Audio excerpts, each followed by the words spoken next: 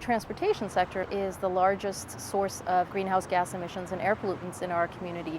And so we have been trying to find ways of addressing that impact, and electric vehicles are probably the most viable way of countering that source of pollution in our community.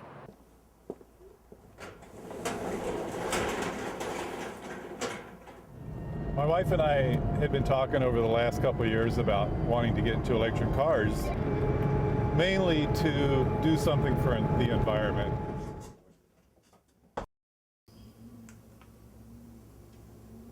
There are a lot of terms out there for different kinds of what are called electric vehicles, but the ones that we're talking about here are 100% electric, so they don't have any gasoline-powered source within them.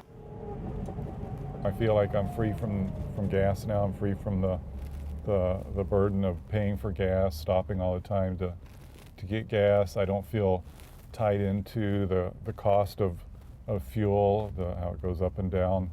I don't feel like I'm contributing to fossil fuels, pollution. It's just a very freeing feeling.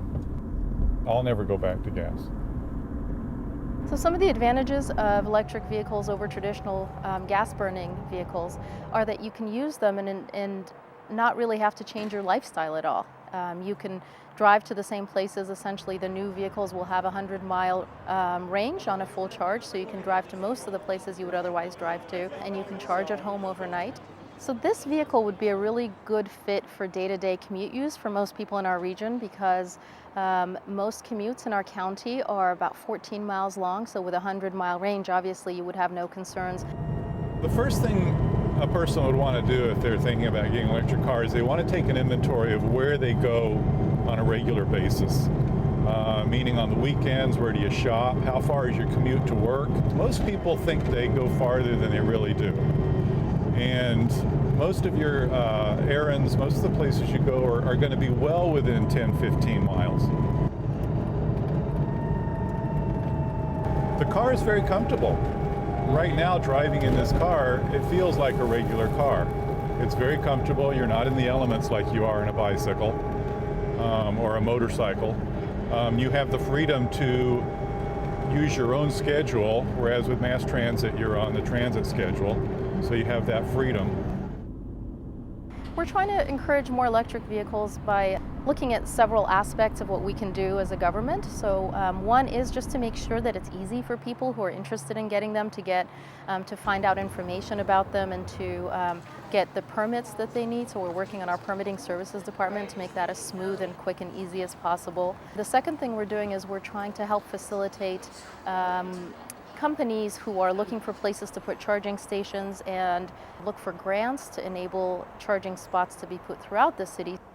There are charge spots available in the city that are the lowest level charge, which is the 110 volt. There are charge spots that are coming online that would allow for much faster charging, and those are probably going to be available towards beginning to the end of fall this year, and the timing there is set up to correspond with when the mass-produced all-electric vehicles are coming online, which is probably going to be around November, December of this year.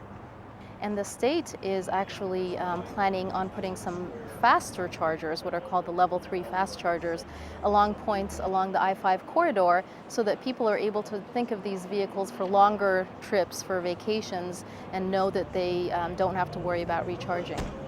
The federal government is really interested in pushing electric vehicles or making it easier for people to adopt electric vehicles and fostering the economic development that comes from the technology. And so they have made energy efficiency and conservation block grants available to communities like ourselves, and we're using a part of that grant for funding the work that we're doing here. I like the freedom of not having to stop for gas. It's a much cleaner mode of transportation. You don't get all that petroleum smell in the car. The garage is very clean. There's no oil dripping. There's no smells. It's very simple. Operation is simple. You don't have all the mechanical systems that you would have in a gas car. It's something I can work on myself. I think a lot of people will be interested in using electric vehicles once they realize that they don't have to change their behavior, that the vehicles are going to be priced very competitively, and there's a federal tax incentive right now that makes the electric vehicles actually cheaper than the comparable gasoline powered vehicle. And the fuel cost is significantly lower, especially in the Pacific Northwest, where our electricity rates are relatively low. We wanted to save money.